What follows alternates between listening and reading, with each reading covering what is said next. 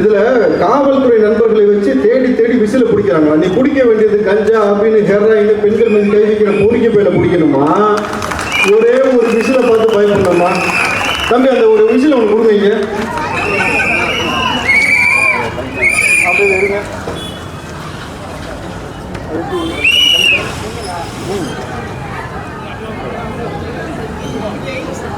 இது என்னன்னு தெரியுதா? நம்ம சேப்பாக்கம் சேகுவாரா உதயநிதி அவர்கள் ஒவ்வொரு முறையும் இந்த நீட்டுக்குன்னு சொல்லிட்டு இந்த செங்கலை தூக்கி தான் சுத்தினாப்புல. இப்ப இந்த செங்கலை இங்கேயே விட்டுட்டு போயிட்டீங்க. இந்த இவ்வளவு பெரிய செங்கலை வச்சுதான் இந்த திமுக ஆட்சிக்கு சமாதியே கெட்டு போறோம். நல்லா புரிஞ்சுங்க, நீங்க விட்டுட்டு போன இந்த செங்கலை வச்சுதான் திமுக ஆட்சிக்கு சமாதி கெட்ட போறோம். இந்த சமாதி விசில தான் இந்த சமாதியே கெட்ட போகுது. நல்லா புரிஞ்சுங்க. ஆனா நீட்டை செங்கலை தூக்கிட்டு வந்து நம்ம நீட்டை ஒழிச்சிருவோம் நீங்க நீட்டை ஒழிச்சிங்களா? உதயநிதி போதையை ஒழிச்சிங்களா? அபினை ஒழிச்சிங்களா? ஹெராயினை ஒழிச்சிங்களா? என்னத்தை ஒழிச்சிங்க?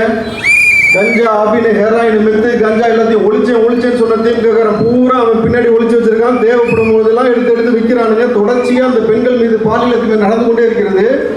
பள்ளிக்கு போற குழந்தைகளுக்கு ஒரு சின்ன சிறுமிகளுக்கு கூட பாதுகாப்பு இல்லாத ஒரு சூழலை உருவாக்கி வச்சுட்டு வெக்கமெல்லாம் எப்படா நீங்க பேசுறீங்க? மறுபடியும் நாங்க தான் வருவோன்னு 200 தொகுதியிலும் நாங்க தான் வருவோம். அப்பயும் 200 தான். இவங்க இந்த 200 பத்தி அவங்க விட்டு போகவே போகாது நினைக்கிறேன். கடைசி வரைக்கும் இந்த 200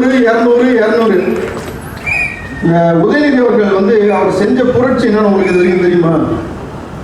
தமிழ்நாட்டில் இதுவரைக்கும் உதயநிதி அவர்கள் பொறுப்பேற்ற உடனே ஏர் ஷோ நடத்தி 5 பேரை கொண்டாங்க மெரினா பீச்சில் வச்சு. இன்ன வரைக்கும் அதை இறந்த நபர்களுக்கு குடும்பத்திற்கு என்ன நிதி கொடுத்தீங்க, என்ன மாதிரியான வேலை வாய்ப்பு ஏற்படுத்தி கொடுத்தீங்க இது வரைக்கும் தெரியாது. உங்க ஆட்சியில் 2 முறை கள்ளசாராய மரணம் தொடர்ச்சியாக கொள்றது, அபினை வச்சு ஹெராயினை வச்சு கொள்றது. அதை விட மிக முக்கியமான விஷயம் இந்த சேப்பாக்க தொகுதியில் நம்ம பேசியாகணும். இது புனித ரம்லான் மாதம் ஆரம்பிச்சிருச்சு. இஸ்லாமிய சகோதரிகள்லாம் நோன்பு வைக்க தொடங்கியாச்சு. இந்த ரம்ஜான் நோன்பு வைப்பதற்கு எதுக்கு தொடங்கி இருக்கோன்ற விஷயத்தை முதல்ல நீங்க புரிஞ்சுக்கணும். இந்த மார்க்கத்தில் பசியை பங்கு வைப்பதற்காக உருவாக்கப்பட்ட ஒரே விஷயம் தான் அந்த நோன்பு இருக்கிறது.